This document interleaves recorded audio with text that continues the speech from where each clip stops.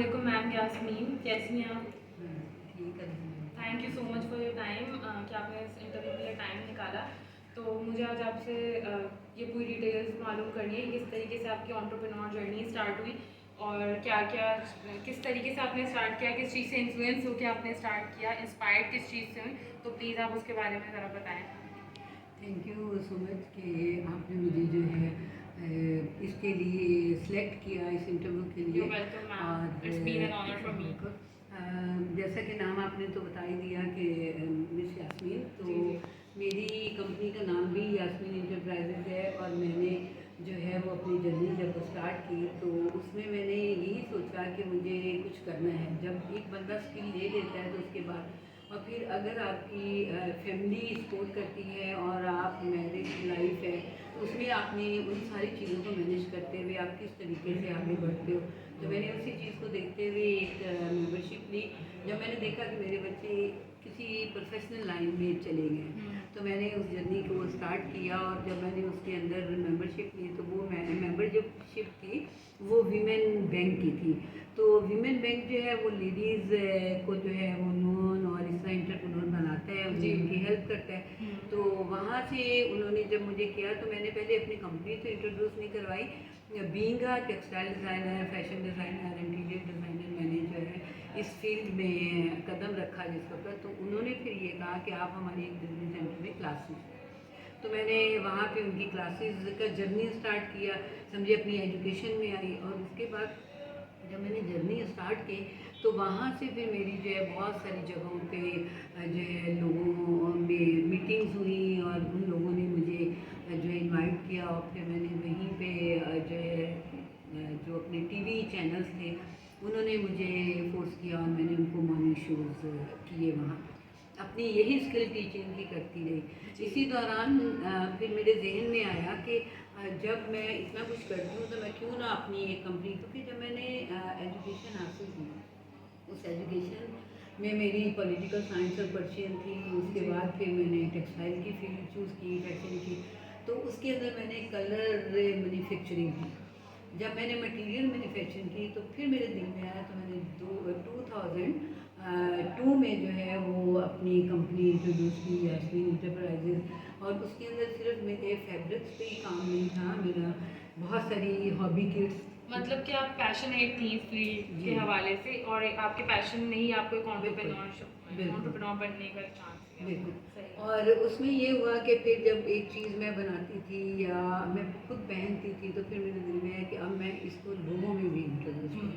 और जब मैंने लोगों में इंट्रोड्यूस करने के लिए मुझे जो है अपनी कंपनी को जो है वो NTN नंबर लेना पड़ा।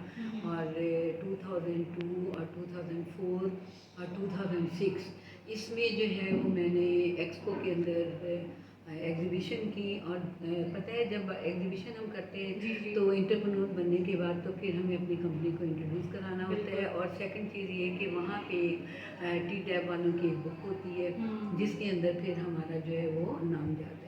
तो मेरी पहली 25 लेडीज़ जो थी कराची की उसके अंदर मेरा नाम आया मेरी कंपनी का। और उसमें जब मैंने एक्सपो में एग्जीबिशन की तो हर क्लाइंट को पता चला कि यास्मीन इंटरप्राइजेस क्या चीज़ है। उसमें कलर्स भी मिलते हैं, हॉबी किट भी मिलती है, क्योंकि पहले ये सारे कोर्सेज हॉबी किट के हॉबी के हिसाब से ही होते थे। अब लोगों ने प्रोफेशनल अवेयरनेस पे बनाया। लोग इतना अच्छा भी नहीं समझते थे पहले इसको। बिल्कुल। तो हम लोगों ने मैंने अपनी एक साइड हसल का नाम दे दिया था पहले लोगों ने कि एक साइड हसल लोगों ने बना और वही साइड बिजनेस, साइड के तौर पे शौक के तौर पे लोग हॉबी शौक के तौर पे करते थे। उसके बाद फिर जब मैंने इसको किया तो क्योंकि मैं टीवी पे लाइव प्रोग्राम्स करती थी और तमाम चैनल्स पे मेरे मॉर्निंग शोज में आते थे तो उसमें भी मेरी प्रोडक्ट्स भी जो थी वो बताई जाती थी और पूरे पाकिस्तान में जो थी वो सेल के लिए जाती थी। फिर लोग बहुत सारे होते थे। इसी तरह करते करते फिर मार्केट में मैंने एक और चीज़ इंट्रोड्यूस करवाई कि जो फैब्रिक मैं खुद बनाती थी पहनती थी फैब्रिक पे प्रिंटिंग, तो वो टेक्सटाइल प्लाजा में कुछ लोगों को, अब बहुत सारे ऐसे लोग हैं अलीना जो मुझे पर्सनली जानते हैं मीडिया की वजह से, लेकिन मैं उनको जानती तो हूँ बट बहुत बहुत सारे ऐसे लोग हैं जिनको मैं नहीं जानती, बहुत मतलब क्लोजली नहीं जानते। हाँ, लेकिन वो मुझे जानते जानते थे हैं। इस वजह तो से। इसी वजह से मेरे पास भी टेक्सटाइल प्लाजा से लोग आए, उन्होंने हम्म। मुझे कहा कि हम आपको थान देते हैं, और रिलाई करना किसी पे फर्स्ट टाइम, उन लोगों ने मुझ पे रिलाई किया, मेरे काम को देखा, और काम देखने के बाद अपने थान जो थे वो मेरे तो पास आपको भी छोड़ अपना दिए। 100% देना तो पड़ा। मुझे इतना 100% दिया मैंने कि बिल्कुल। मुझे सुबह, यानी कि अगर रात को मेरे पास मटेरियल आता था उनकी जो शर्ट्स पीसीस थे कटे हुए, या उनकी कोई भी प्रोडक्ट प्रोडक्ट होते थे, कुछ और तो वो मुझे शाम तक उन्हें 1000 पीस उनको प्रिंटिंग पूरे करके प्रिंटिंग करके उनको देने होते थे। और कई Tough job। चीज़ें ऐसे भी थी जिन पे कि मुझे हैंड पेंटिंग भी करनी पड़ती थी, बहुत सारी एक्स्ट्रा चीज़ें मुझे उनमें वेरिएशन करके अपने डिज़ाइन देने होते थे। जैसे तारिक रोड पे लुबना बुटीक वाले हैं, उनको दे दिए, या किसी और को। तो उसी दौरान मुझे बर्मिंघम से भी कॉल आई, और ओह। वहाँ से जो है मैंने अपने तकरीबन 250 डिज़ाइंस मैंने बनाए डिजिटल, और मेरा अपना डिजिटल यूनिट भी था जिस पे कि मैं उनको प्रिंट करके डिजिटल, और फिर मैं उनको वहाँ भेजा मैंने। इसी तरीके से हमारी जो प्रोडक्ट शर्ट्स बनती थी, जी। और वो मैंने मार्केट में सेल होते हुए भी देखा, और बड़ा मुझे खुशी होती थी कि मेरे हाथ की चीज़ जो है। और कई दफ़ा लेना ऐसा भी मुझे मुश्किलात आई कि कोई स्ट्राइक हो गई है, कुछ हो गया, तो उसमें ये होता था कि स्ट्राइक में जो थे वर्कर वो नहीं आते थे, सही। और वर्कर के साथ काम करना बहुत ज़्यादा बहुत मुश्किल मुश्किल होता है। कुछ इंडस के बच्चे भी मेरे पास संडे को काम करते थे, जो आके मेरा एज एन इंटर्न और फ्रीलांसर। इंटर्न, और बल्कि पेड मैं उनको पेड ये तो डेली चलिए बेसिस उनको भी पे काम फ़ायदा करती होगा।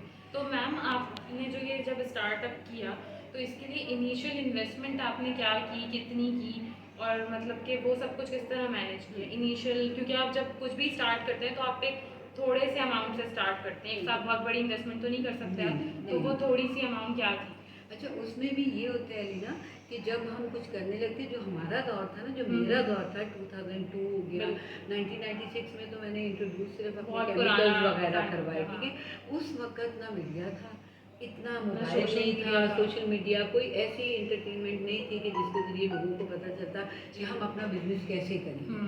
तो उसमें यही था कि हमने एक लिमिट रखी कि जैसे 15,000 उस वक्त, क्योंकि प्रोडक्ट फैब्रिक बहुत लो चीप प्राइस में मिलता मिलता था, और उन चीज़ों को लेके हमने अगर एक ड्रेस जो है वो अगर हमें 500 का मिला, हमने 700 में सेल भी कर दिया।